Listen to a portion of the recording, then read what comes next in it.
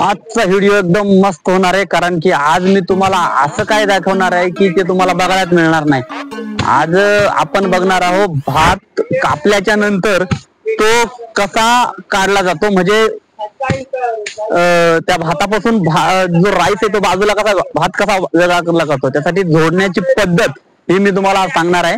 आणि video last शेवटपर्यंत बघा, कारण की व्हिडिओ मध्ये बऱ्याच गमतीशीर गोष्टी आहेत आणि ज्या तुमच्या भागात नसतील पण आमच्या भागात या वापरल्या जातात, आणि त्याच्यामुळं व्हिडिओ एकदम आवडणार आहे तुम्हाला।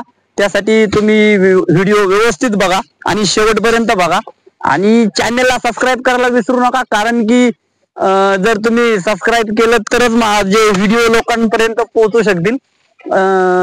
व्हिडिओ एकदम मस्त होणार आहे। आता आपण तुम्हाला दाखवतो की पहिल्यांदा हे आहे राईस, ही लाकडांवरती फळी ठेवून त्याच्यावरती भात बडवायचं काम चालू आहे।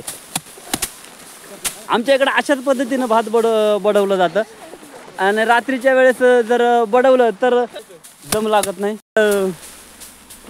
माणसाला गरम होत नाही, दमत नाही, आणि जास्तीत जास्त माणूस काम करतो, म्हणून आम्ही रात्रीच्या वेळेस भात बडवतो।